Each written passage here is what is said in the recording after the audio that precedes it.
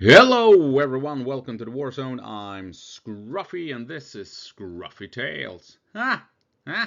No insults. Didn't expect that, did ya? Okay, moving on.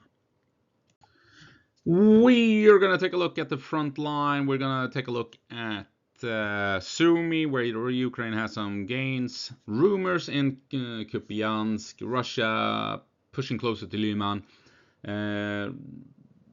Russia not making all that much headway over at Zaporizhia. Weird rumors at Kherson, and of course Pokrovsk, where Ukraine is pushing Russia back at Rodinsk, and Pokrovsk itself keeps swallowing Russian lives. Right, so a quick frontline update here. We can zoom in and can see here Ukrainian gains in Sumy Oblast and heavy Ukrainian activity at Pokrovsk, trying to push into this tiny village. But Konstantinyvka is basically liberated here on the western flank at Sumy. Russia has secured a large factory area, you can see here, within Vovchansk, south of the river. Question is if they can make any further advances after Ukraine blew up the dam here. This is a bridge destroyed. It was a dam destroyer, wasn't it? That flooded the entire area. We'll see if that slows down Russian advances. This happened a couple of days ago, though. But Russia is expanding their control south of the river here at Vovchansk. Rumors, nothing confirmed, but rumors that Ukraine is attempting another push in the Kupiansk area. Nothing seems to indicate it at the moment. But front lines haven't really moved all that much in the last couple of days, which is encouraging. Further south, we can see here Russia is moving through the woods, trying to reach Lyman. They are in the outskirts, in these suburbs. But up here, not much has happened. But it is in the gray, so nothing confirmed of Russia having a strong presence in these woods. Siversk, static front lines as well. Russia had some gains, but it's slow going. And not much happening. Well, shouldn't say not much. I mean, Russia is making small gains, and they are in the outskirts here of Konstantinyvka. That said, though, the Ukrainians are saying things are slowing down here, because it appears as if Russia is moving resources from Konstantinyvka all over to Pokrovsk, interestingly enough. Zooming in here, we can see here in Rodinsk, Russian airstrikes in the northern part of town, indicating that Ukraine has a substantial presence in Rodinsk. We're going to jump back to Pokrovsk in a moment. We're going to take a look at this soon enough. Here, not much has happened of late. Stepnohirsk, it's been slow going for the Russians. They made it up to Stepnohirsk, but since then it's been, well, they're stuck. Essentially, not much has happened at all. There's been some rumors. Pro-Russian channels are talking about Russia establishing a presence in Kherson, crossing the river. Nothing seems to indicate that that is the case. They're bullshitting you. Here, Russia is making advances. This is southwest of Pokrovsk. But if we take a look at the maps here, you can see here they haven't crossed the river, and we've talked about this before, haven't we? That the question is if Russia can move beyond these water features, because they will be excellent defensive lines for the Ukrainians should the Russians move past the Syrsky line, which they're trying to do down here. But then they have to overcome these water features, where we might expect Ukraine to have prepared defensive lines should the Russians come up this way, which they now have. And you can see here how they're following the river. Haven't really managed to get across it. And heading up to Pokrovsk, not Pokrovsk, Pokrovsk, which we've also talked about in the past as being a more than likely defensive hub for the Ukrainians, waiting for the Russians to come up this way and relying on the water features to potentially trap the Russians in this pocket here. We'll see how that plays out. But now, why don't we take a look at Pokrovsk? Let's use my map for Sumy first, just for fun. Right, Sumy Oblast, what is going on? Well, this is what's happening. Ukraine had, this happened a couple of days ago. Ukraine pushing into Konstantinyvka here on the western flank of Sumy Oblast. And as you can see, Russia doesn't have all that much in Ukraine south of the border in the area. Oleksivka seems to be the main fight and has been for a month or two. Very slow going, if not even longer. Very slow going for the Ukrainians in this very small village. They've taken half of it in the south, but Russia keeps holding on to the northern part. Ukraine pushed into the center of Yunakivka. Not many updates here as well.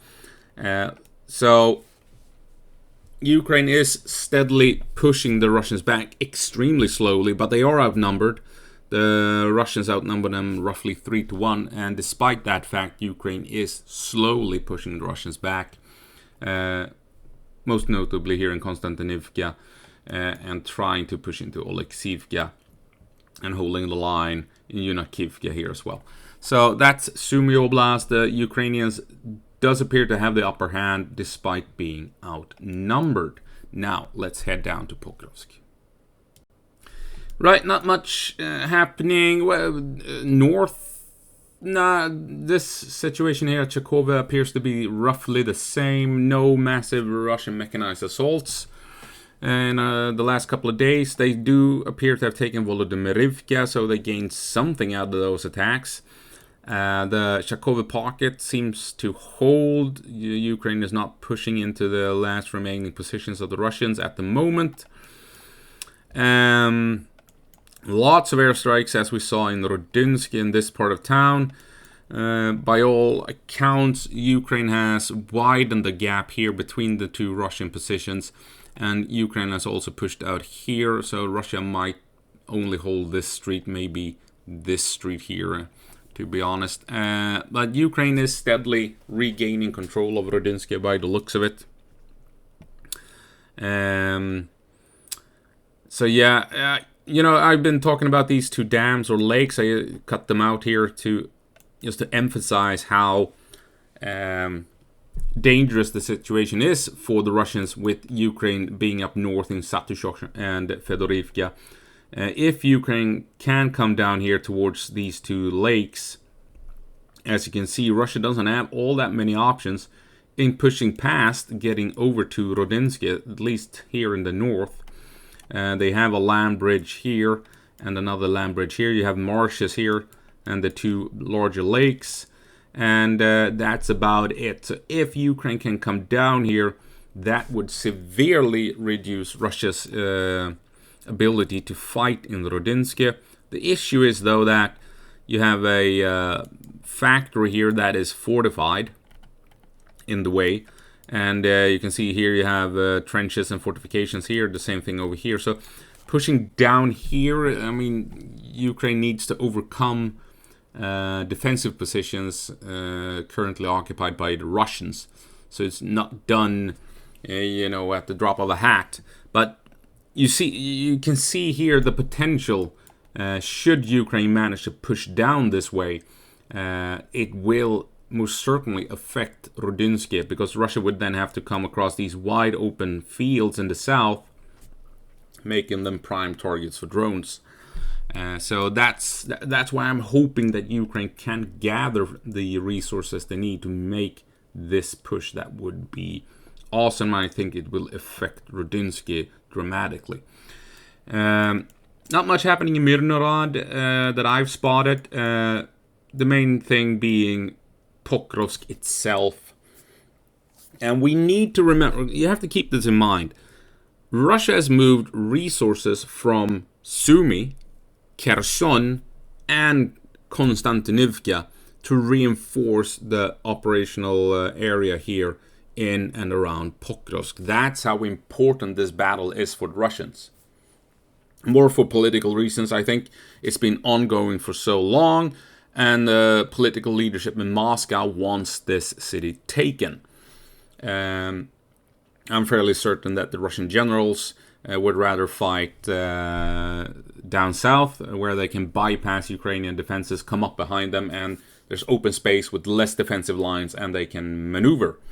But this is where Moscow wants to fight. They want this city. It has become a symbol of defiance, and it must be crushed.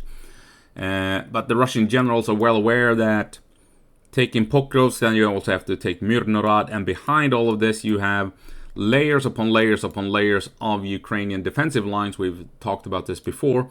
And then you reach Dobropilya, and then you have to do it all over again. This whole Pokrovsk thing has to be done all over again at Dobropilya, and behind Dobropilya you have the Syrsky line, the defensive line specifically built to counter current Russian tactics. Right, so the Russian generals, they realize they spent 1 year at Pokrovsk, and I doubt they want to spend another year at Dobropilya. Right, they want to move their assets away from here, and more than likely bypassing the Syrsky line in the south. That is where they want to fight. They know that this area here, Myrnorod, Pokrovsk, Dobropilya, this triangle only favors Ukraine. But yeah, I'm more than convinced that this is a political decision, taking these cities, because it's become such a propaganda piece for Ukraine, and it will be a huge propaganda victory for the Russians should they take it. And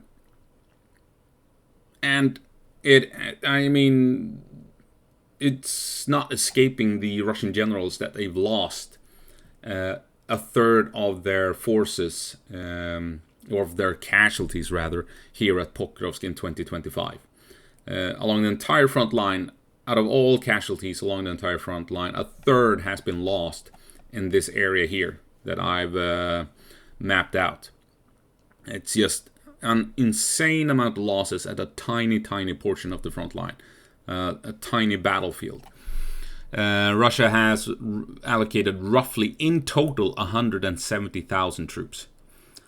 And they have lost around 100,000 of them in this battle. And they're just sending in more from Sumy, from Kherson, from Konstantinyvka. Because they want Pokrovsk, right? And it's beginning to show within the city itself. We can see here Russia coming up on the western flank. This happened a couple of days ago. They push up here on the eastern flank. So they're trying to advance outside of town as the Ukrainians are tied up in the middle of the urban fighting.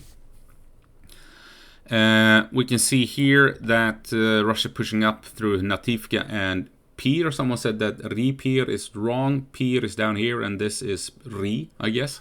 So coming up through Nativka and Pir has given Russia an opportunity to come in behind the high-rise belt, and that has given Russia the opportunity to push into the high-rises in force, more than likely, and taking buildings. And having opened up the high-rise belt, they have now been able to push through and are taking streets behind the high-rise belt, securing them. But what we need to remember is, for the most part, Pokrovsk is still under Ukrainian control, but you have Russian infiltration units, saturation units, sneaking around, looking for mainly drone operators, according to the Ukrainians. North of the railway is where Russia is trying to get across to cut logistics leading into town. You can see here this push happened in the last couple of days, and you can clearly see here what the Russians are after, having infiltration units up here. Because if you want to move in logistics, as the Ukrainians, they're going to come in through this part of town and try and sneak past the Russians, and that means coming down these streets, right? You can clearly see it here. And if the Russians can come up here, then they are an obstacle that can reduce Ukrainian logistics coming into town. So they're going for the logistical routes, denying Ukraine a chance to move in logistics on foot, essentially. Still nothing new on the Black Hawk operation here. We're assuming that the special forces are trying to clear out the area of Russian infiltration units. And you can also see here the same thing. Russia is spreading out to deny Ukraine a chance to move in logistics through this area, reaching their positions closer to the actual front line. Now the Russians are going to say that all of this was a massive failure. It very well might be, but we need to keep in mind though that Reuters was, I think, the first news outlet that talked about this helicopter assault. A Western media outlet, not the Russians. The Russians were not the source for this. Russia did not come out and say, take a look, we just wiped out a Ukrainian special forces operation. Which they would have done if they, ambushed a special operation, a secret operation, and just schwacked it. They would have immediately come out and said, take a look what we did. We destroyed them. That is not what happened. Reuters was the first source talking about this. And they even said that they asked the Russians to comment on it, and they got no comment from the Russians. And once that news leak, spread to and became common knowledge, that is when Russia started pushing out the videos of them destroying or hunting down Ukrainians in this area that they claimed were special forces. You can see how it all is kind of suspicious, right? Russia did not come out and bragging how they had destroyed the helicopters on day one. They did not brag about killing special elite operators on day one. They found out, like everyone else, from Reuters. And as this story picked up speed, Russia began countering it with these claims of destroying helicopters and hunting down elite operators with drones. So, all the Vatniks, I'm sorry, it's a bit suspicious. I'm thinking the elite operators are in here hunting down Russians, and now, after the fact, Russia is sending in every drone they have to try and intercept the special forces units that are currently messing around in this part of town. So they might have, by now, hunted them down, but not on Halloween or the day after, as they claimed. That's, no, not the thing. But yeah, you can see here Russia is making gains in the south of town. Most of the town is still heavily contested. These areas here is where you have a lot of Russian saturation units slowly building up forces. Ukraine is saying that during days with bad weather, Russia can actually sneak in 20 to 30 guys per day or something like that. Or not per day, but each attempt that they're trying to sneak through, they can get through 20 or 30 guys to reach their positions here in the contested area. And on a day with clear skies, they can only sneak in with 10 guys whenever they make one of these attempts. Up here north of the railroad, they don't have as big of a presence as down here, obviously, but they have ambush units sneaking around, taking out Ukrainian logistics, trying to move through. So how do they do this? Well, they dress up as civilians, apparently. That is how they sneak in. They put on civilian clothing, sneak in, and if Ukrainians spot them, they obviously hesitate to fire. If they see a couple of civilians moving in the distance down a street, you just can't open fire willy-nilly. That's what Russians do. That's not what the Ukrainians are doing. Russians will gun down anything that moves, right? Because they're savages.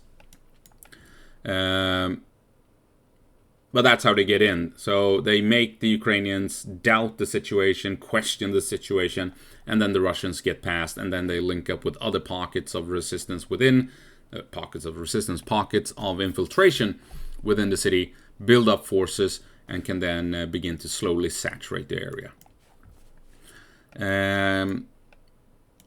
Does any of that make sense? I think it makes sense. Green line is where I think Ukraine might set up a defensive line.